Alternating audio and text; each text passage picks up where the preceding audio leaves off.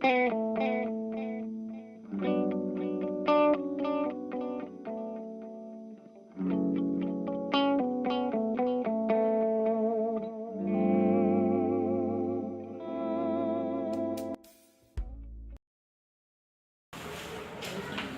Samuel, capítulo 6. Aleluia. Tudo vai bem com vocês? Glória a Deus. Amém? Glória a Jesus. Todos acharam? Amém. Quem achou, diga amém. Quem não achou, diga misericórdia. Vai estar com a Bíblia na mão, pelo menos aí não. Amém. Então, 2 Samuel capítulo 6, eu vou ler apenas um verso. Nós vamos ficar entre o 1 e o 14. Amém? Eu vou ler o verso 11. Eu quero que você guarde isso no seu coração. Diz assim: ficou a arca do Senhor em casa de Obed-edom, o geteu, 3 meses, e o Senhor o abençoou e a toda a sua casa. Aleluia. Amém? Podemos aceitar. Glória a Deus. Dá uma cutucada no teu irmão, uma cotovelada aí, e fala assim: meu irmão,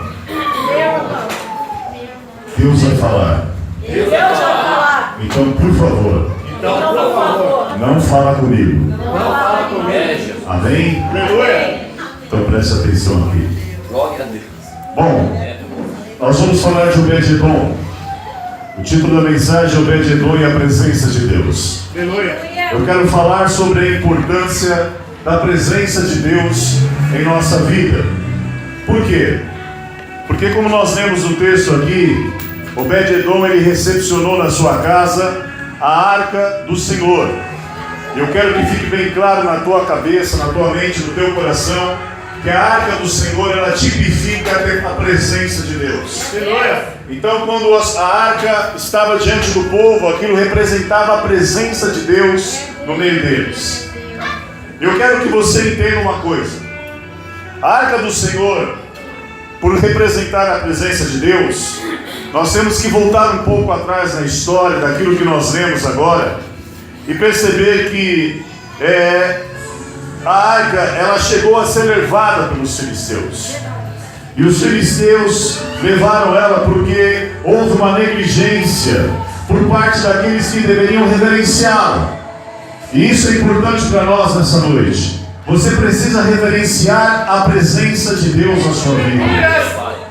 E por eles não reverenciarem, começando por Eli e seus filhos, e também foram levadas a arca do meio do povo de Deus. E eles, a Bíblia diz que, se você ler um pouquinho para trás, que eles introduziram a arca no templo de Dagon, que era o Deus filisteu. Eu quero que você entenda que a presença do nosso Deus ela é tão poderosa, é tão tremenda, que quando a arca do Senhor foi introduzida no templo de Dagon, automaticamente o povo filisteu começou a ser marcado, ser ferido por pragas e doenças. E aí eles resolveram devolver a arca do Senhor, porque eles falaram assim: isso aqui é algo muito tremendo, nós não podemos ficar com essa arca aqui conosco, nós precisamos devolver para Israel. Então isso prova que nós temos um Deus que é santo e que só pode habitar em lugar que tenha santidade. Amém? O nosso Deus não é um Deus qualquer. O nosso Deus é o único e verdadeiro Deus. E Ele não divide glória dele com ninguém. E nós precisamos entender isso. Só que aí os tempos passaram. E aí veio Davi. Davi foi confirmado como rei no meio do povo de Israel. E a Bíblia mostra que Davi, ao ser confirmado, ele resolve trazer a arca para Jerusalém. Mas, infelizmente, Davi, tanto Abinadab, que era a pessoa no qual ficou responsável em cuidar da arca, como o próprio Davi, eles fizeram as coisas novamente sem reverência. Isso é importante para mim e para você, porque eles fazerem as coisas sem reverência, sem cuidado com as coisas de Deus, com a presença de Deus, E isso trouxe algumas situações. E aí depois entra Obed-Edom. E nós vamos entender conforme nós fomos ministrar. E eu quero que você entenda o que quer dizer Obed-Edom. Obed-Edom quer dizer servo de Edom. Enquanto muitas pessoas hoje buscam nomenclatura, buscam posições, um simples servo, que não era levita, que não era sacerdote, foi a pessoa que talvez foi mais abençoada nessa história. Amém? Então isso fica como introdução para nós. Eu quero te ensinar algumas coisas nessa noite. Primeiro ponto: Deus não se molda ao homem. Aleluia, Deus não se molda ao homem. Aleluia, Jesus. Veja aí, em primeiro lugar, Davi, quando fez o que fez, ele não consultou a Deus. Amém? De olha o que diz o verso 1 e 2, diz assim: tomou Davi a juntar todos os escolhidos de Israel em número de 30.000. Dispôs-se com todo o povo que tinha consigo, partiu para Baalá de Judá, para levarem de lá para cima a arca de Deus, sobre a qual se invoca o nome do Senhor, o nome do Senhor dos exércitos que se assenta acima dos querubins. Aleluia! O interessante, amados, é que Davi, um pouco antes disso, ele enfrentou os filisteus. E a Bíblia diz que ele, antes de entrar na guerra, antes de ir guerrear contra os filisteus, ele consultou o Senhor e perguntou para o Senhor: Senhor, se eu for guerrear com eles, eu terei êxito? E a Bíblia diz que o Senhor confirmou e colocou no coração dele que ele fosse, e automaticamente ele foi e venceu os filisteus. Glória a Deus! Mas só que aí entra aquela situação que muitas vezes Deus abençoa uma vez, abençoa duas, abençoa três, e a gente acha que automaticamente Deus vai chancelar tudo que nós fazemos, e não é assim. E quando Davi decidiu, a Bíblia você vê aqui, ele juntou o povo, mas não consultou Deus.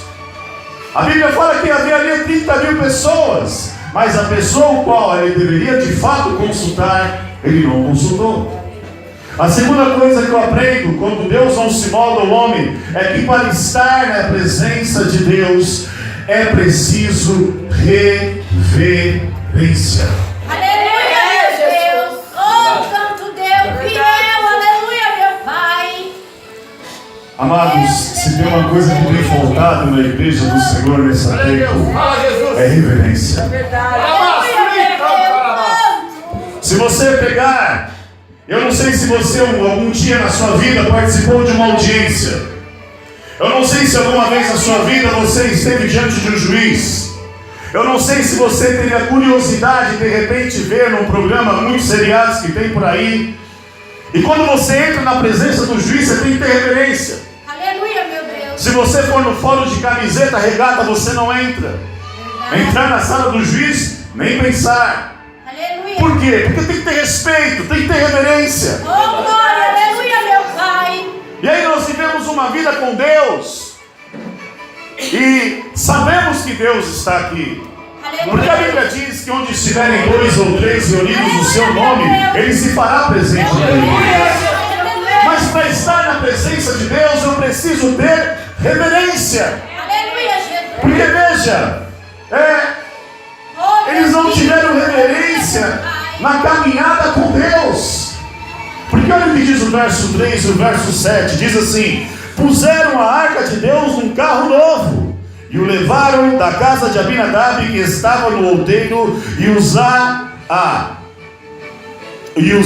e Ió, filhos de Abinadab, guiavam o carro novo.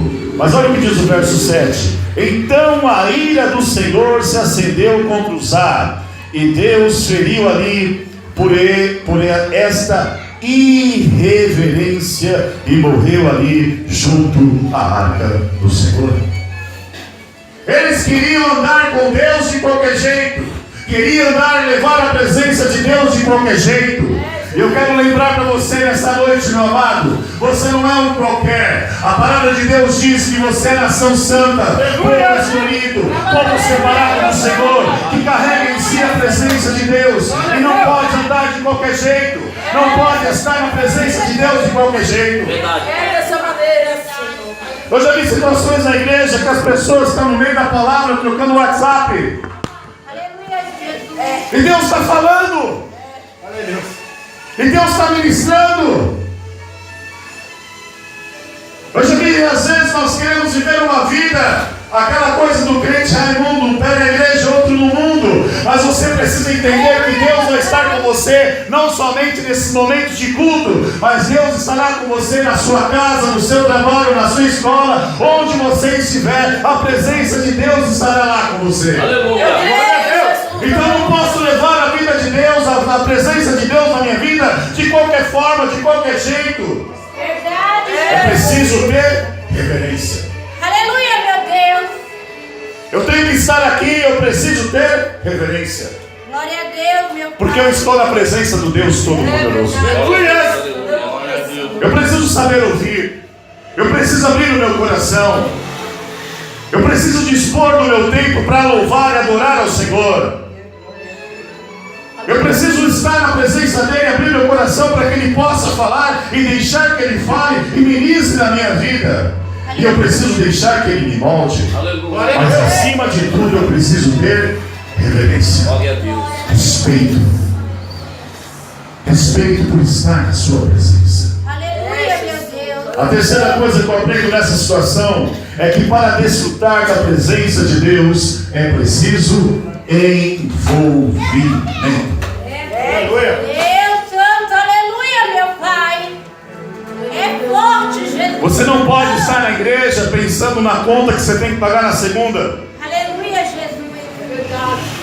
Você não pode estar na igreja pensando nos problemas que você deixou em casa. Aleluia, Jesus. Você não pode querer andar com Deus e viver a vida do jeito que você acha que tem que viver. Você precisa ouvir a palavra. Você precisa praticar a palavra. Você precisa colocá-la em prática na sua vida e andar na dependência total do Espírito Santo de Deus. Aleluia, E eu quero te lembrar, meu amado, que o Espírito Santo é uma pessoa. oh, Deus. E sendo uma pessoa, nós precisamos nos relacionarmos com ela. É preciso se envolver com ela. Aleluia. Porque como que eu vou ter uma vida com a minha esposa se eu não me envolvo com ela? Aleluia, Jesus. E a Bíblia diz que o Espírito de Deus chega a ter ciúmes da minha vida e da sua vida. Aleluia, meu Pai. A Bíblia diz que ele intercede e geme por nós com gemidos inexprimíveis. Glória a Deus. Então eu quero que você entenda que Deus tinha determinado como conduzir, de que forma conduzir. Porque eu quero que você entenda nessa noite que havia uma forma correta de conduzir a arca. Havia um jeito, havia uma determinação de Deus. Então, para andar com Deus, precisa andar em obediência. Não é do meu jeito, não é querendo fazer as coisas do jeito que eu acho que tem que fazer. É nas coisas, andar do jeito que Deus determina que eu ande. E fazer as coisas do jeito que Deus diz que tem que fazer. Aleluia, Jesus. Eu quero que você entenda que, Oh, Deus vou Santo. aproveitar aqui que tem uma arca. Amém? Que tinha jeito para fazer isso. Eles colocaram num carro de boi.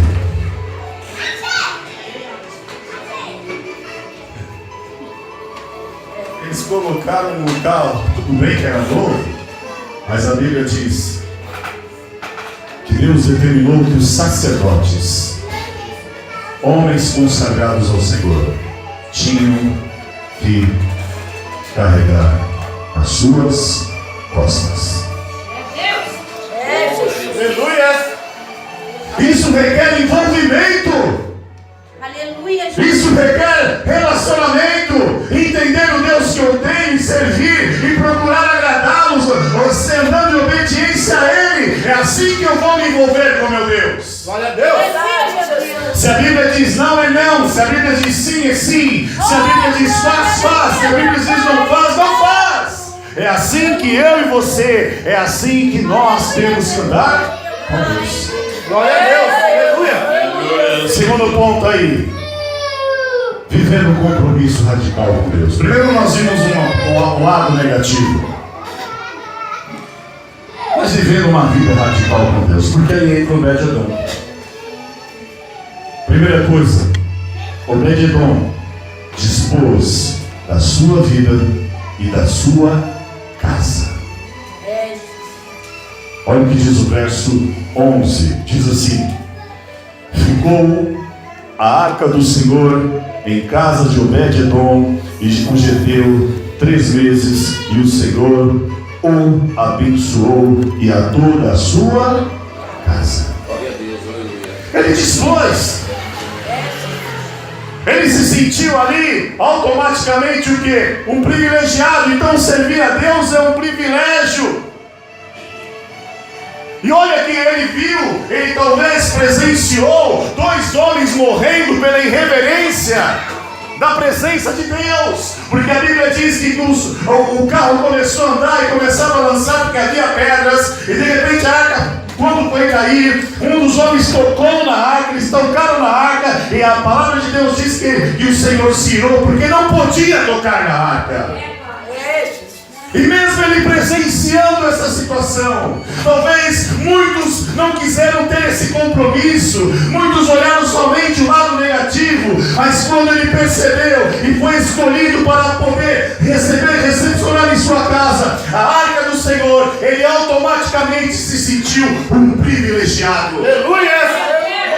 Ele dispôs de si, ele se despojou de si, ele se dispôs e dispôs a sua casa para que a presença de Deus entrasse e habitasse na casa dele. Porque a arca era a presença de Deus.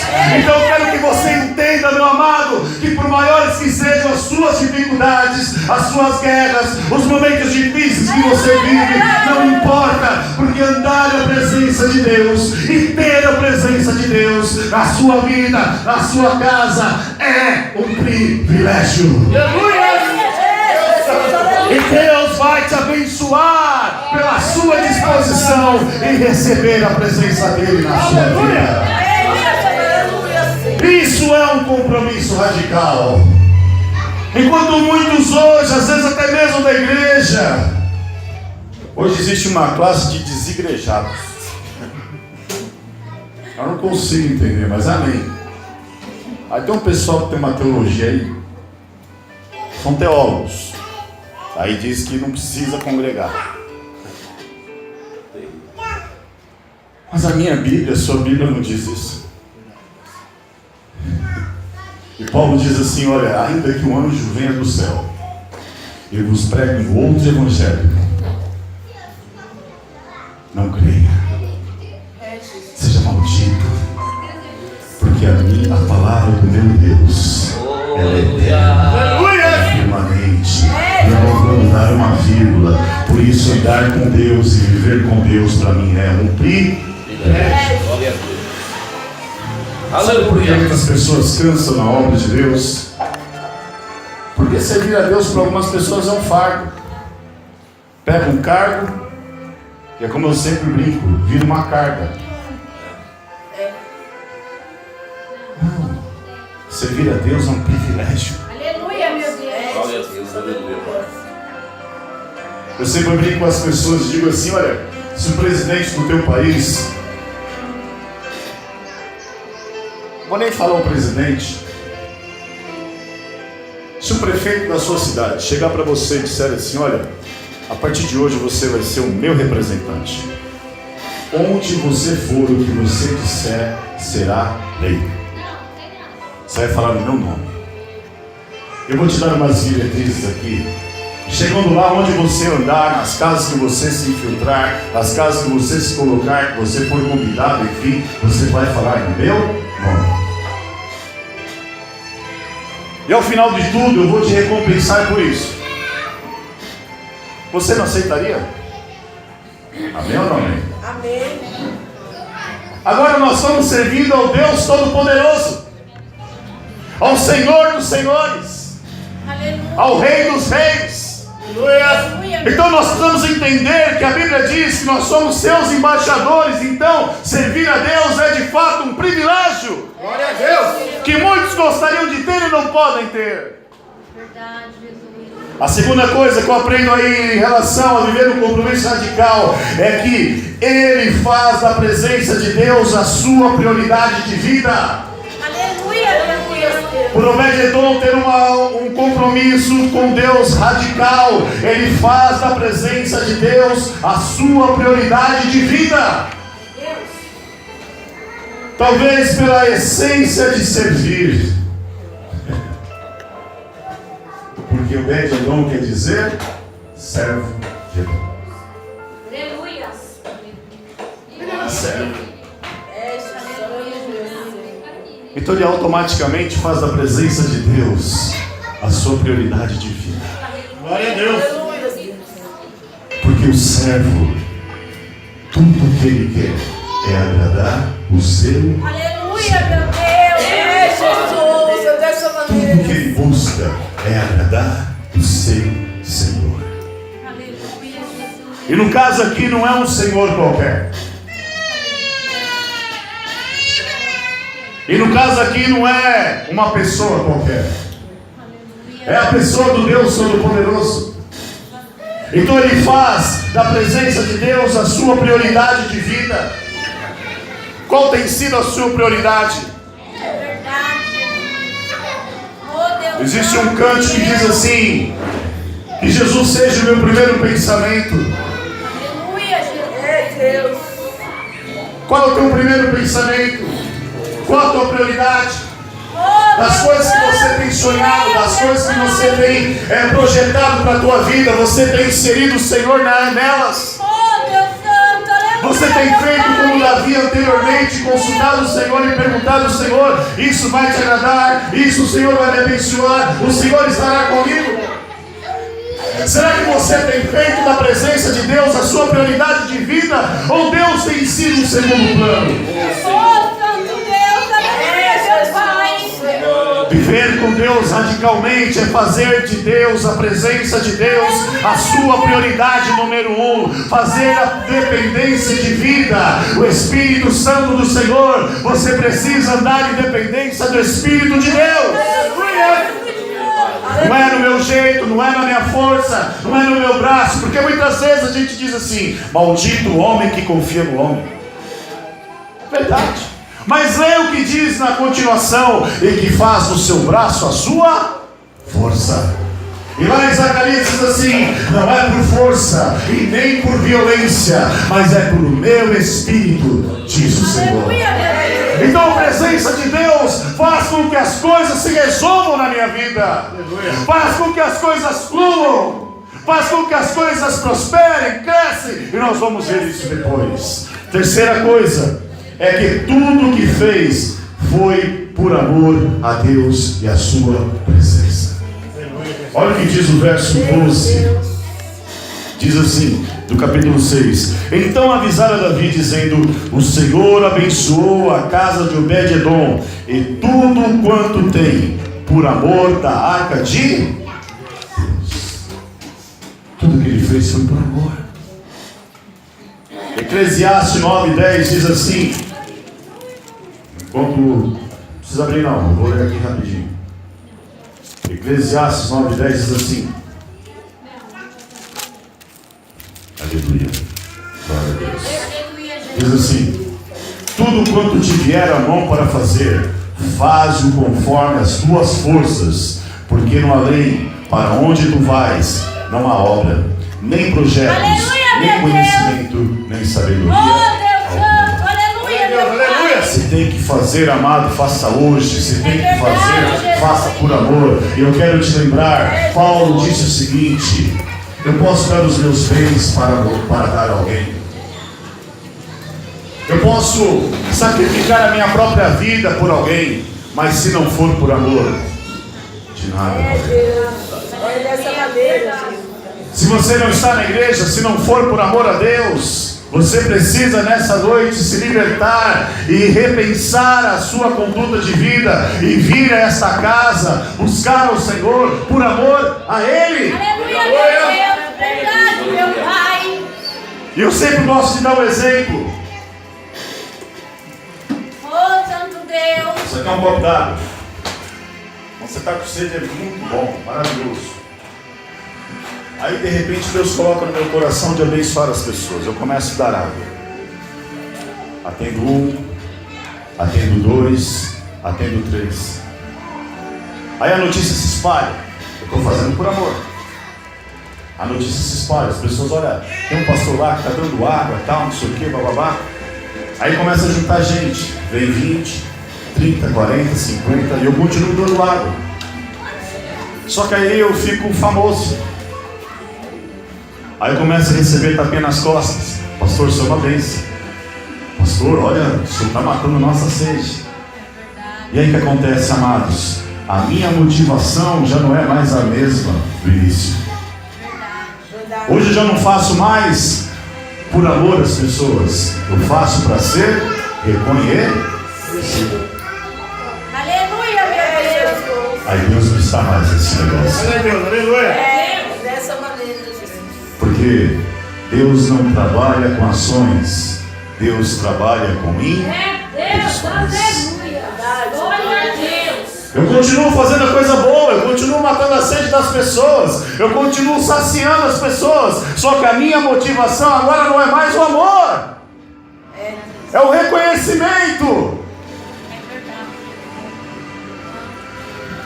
Então tudo que você fizer, faça com amor, faça com todas as suas forças. Aleluia.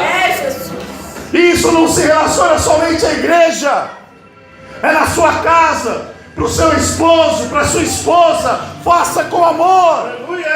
Porque às vezes você pensa assim, o mundo diz assim, eu não sou trouxa de dizer, desculpa a expressão da palavra, eu não sou trouxa de fazer isso. Mas quando você faz isso, você está fazendo para o próprio Deus. Sabia disso? Porque a Bíblia diz que quando você fizer o seu Senhor, faça o seu Senhor como ao Senhor Deus. Então tudo que você fizer tem que fazer com amor. Então viver radicalmente é fazer com amor, por estar na presença de Deus. E para a gente encerrar, aí Obed-Edom nos ensina uma coisa, que quando eu vivo radicalmente com Deus, eu vivo radicalmente para Deus, eu posso desfrutar das bênçãos de Deus. Amém ou não amém? Amém, Deus. Levanta sua mão ao céu, diga assim comigo: eu quero desfrutar das bênçãos de Deus na minha vida. Em primeiro lugar, não importa o lugar, não importa o lugar e quem você seja. Porque às vezes as pessoas, elas vêm do mundo com uma visão tão negativa, tão crítica de si mesmo. Talvez você cresceu ouvindo que não seria nada, que não seria ninguém, que não daria em nada, que não seria ninguém, papapá. Ouviu dos seus pais, ouviu da sua mãe, ouviu de muita gente, sei lá. Ouviu do seu marido, ouviu da sua esposa, ouviu da sua... enfim. Mas só que para Deus te abençoar, não importa o lugar, e não importa quem você seja. Porque o Obed-Edom era um servo. E eu quero que você entenda que ele morava à beira do caminho. Porque a Bíblia diz que eles no meio do caminho pararam, e tendo aquela situação daqueles dois homens terem morrido, Davi deixou a arca na casa de Obed-Edom. Ele estava à beira do caminho. E talvez no dia que você aceitou Jesus, você aceitou Jesus numa condição que você se sentia à margem da vida, à margem das situações, era tanta dificuldade, tanto problema que você se sentia à margem da própria vida. Mas o Senhor viu a sua vida, e Ele diz nessa noite: não importa o lugar que você esteja, e não importa quem você seja, porque a minha bênção é poderosa para abençoar a tua vida, seja o lugar, seja quem você for. Glória a Deus. Para você entender, Obed-Edom também não era um judeu. Ele morava à beira do caminho, não era um judeu, não era um levita, não era um sacerdote, não era uma pessoa qualificada para tal. Mas simplesmente ele se dispôs, e Deus o abençoou. Eu quero te falar uma coisa, em nome de Jesus, receba isso. Deus não trabalha com lata de lixo. Aleluia, Deus. Por que não importa o lugar? Abra aí em Filipenses 4:22. Oh, Deus Santo, aleluia, meu Pai. Filipenses 4:22. Santo Já estou terminando. Deus fiel, obrigado, Jesus. Filipenses 4:22. Presta atenção nisso. Aleluia. Todos acharam? Diz assim: todos os santos vos saúdam, especialmente os da casa de César. Pastor, o que tem a ver isso? É muito. O que era a casa de César? O que era a casa de César, mano? César era o imperador romano. A casa de César era um lugar de prostituição, de orgias. A casa de César era um lugar de adultério. A casa de César era um lugar de lascívia. A casa de César era um lugar de podridão. E aí Paulo vem e escreve aos Filipenses e diz assim: olha, todos os santos vos saúdam. Mas aí ele faz uma especificação. Especialmente os da casa de César. Porque Deus não trabalha com lata de lixo. Eu, como pastor, posso dizer assim: esse não serve. E Deus vai lá, levanta ele e faça com que sirva. É, Jesus. É dessa maneira. Porque mesmo na casa de César, mesmo no lugar de prostituição, mesmo no lugar de orgia, mesmo no lugar de perdição, Deus salvou vidas naquele lugar. E Deus é poderoso para abençoar. Seja quem você for e no lugar que você estiver. Talvez você pense assim: se eu for para uma outra cidade, se eu for para um outro bairro, se eu morar em uma outra casa, Deus diz essa noite: Ele tem poder de te abençoar e transformar a tua história onde você está. Porque o nosso Deus, Ele não se prende a lugar, a tempo, a nada. Porque o nosso Deus é o Deus Todo-Poderoso. Aleluia! Porque mesmo na casa de César, ele salvou vidas naquele lugar. Glória a Deus. Meu Deus. E às vezes nós terminamos e pensamos assim: ah não, fulano, beltrano jamais vai se converter, quem sabe um dia. Mas olha, eu nem falo de Jesus para ele porque eu tenho medo. Saiba, Deus ama essa vida, Deus ama essa alma. Ore, mas diga, fale da palavra para ele, dê ousadia, porque Deus tem o poder de salvar. Porque o nosso Deus não trabalha com lata de lixo. Aleluia, meu Deus. Aleluia, Senhor. Aleluia. E muitas vezes hoje eu vejo situações em que pessoas se acham no direito de muitas vezes jogar para fora do reino de Deus. Mas o meu Jesus diz assim: aquele que vem a mim, de maneira nenhuma o lançarei fora. Então quem sou eu como pastor?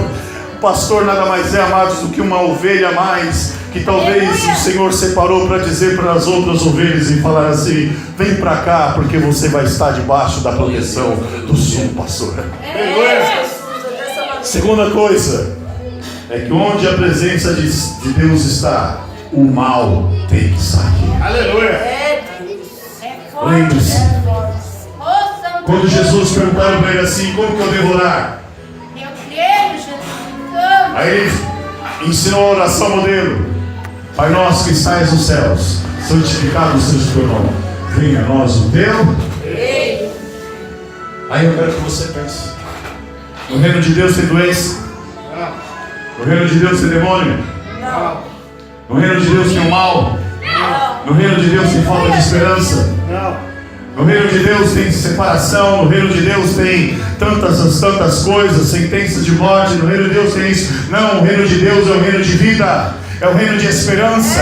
Então, onde o reino de Deus entra, o mal tem que sair, a tua história tem que mudar, o teu casamento tem que mudar, a tua casa tem que mudar, porque foi isso que aconteceu com Obed-edom. Durante 3 vezes a presença de Deus, a arca do Senhor esteve com ele, a vida dele foi totalmente transformada, ele foi abençoado, porque onde a presença de Deus está, o mal tem que sair.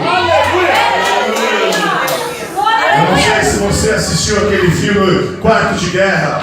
Aleluia, Jesus. Mas num dado momento, quando aquela irmãzinha foi instruída, ela chegou em casa e falou: ah, Satanás, você vai sair daqui no nome de Jesus, porque na minha casa reina o Senhor. Aleluia!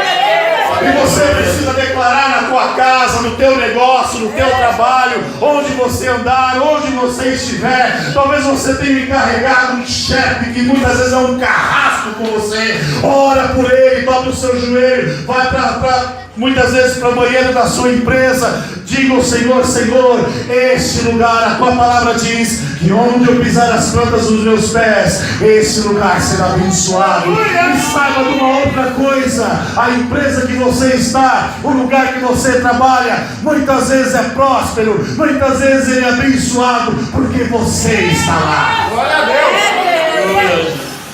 Porque onde a presença de Deus está, o mal tem que sair. Aleluia! Não pense você, amados. Eu vivi durante muito tempo da minha vida, passei por momentos difíceis, passei por situações terríveis, quase passei fome.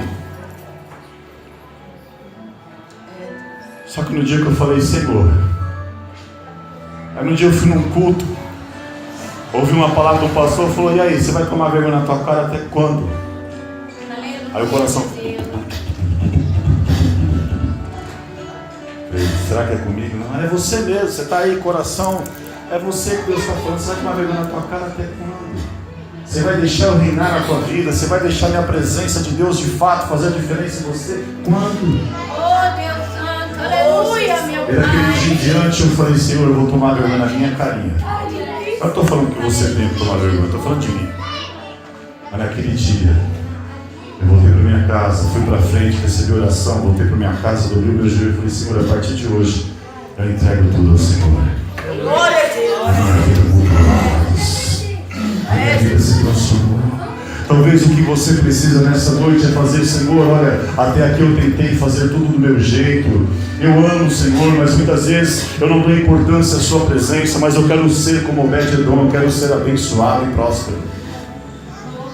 E Deus vai te abençoar, porque onde a presença de Deus está, o mal tem que sair. E a última coisa para a gente encerrar: você é abençoado de Deus. Glória a Deus. Diga para o teu irmão: você é um abençoado de Deus. Olha o que diz o verso 11 e 12, só para recapitular, eu já estou encerrando. Verso 11 e 12 diz assim: ficou a arca do Senhor em casa de Obed-edom, o geteu, 3 meses, e o Senhor o abençoou e a toda a sua casa. Então avisaram a Davi, dizendo: o Senhor abençoou a casa de Obed-edom e tudo quanto tem por amor da arca de Deus. Foi, pois, Davi com alegria, fez subir a arca de Deus da casa de Obed-edom à cidade de Davi. Você é um abençoado de Deus. Eu quero que você receba isso. Eu quero que você saiba que a bênção de Deus, ela é tão poderosa e tão tremenda na sua vida, que ela é capaz de te abençoar e abençoar aqueles que estão à sua volta. Os seus filhos, os seus parentes serão abençoados por causa de você. Eu sei, meu Pai. Eu quero que você saia dessa noite. Talvez você ouviu muitas coisas no decorrer da tua história, da tua vida, mas que você saia nessa noite, e ainda que Satanás venha querer te colocar para baixo novamente, você declare para si mesmo e diga: eu sou um abençoado de Deus.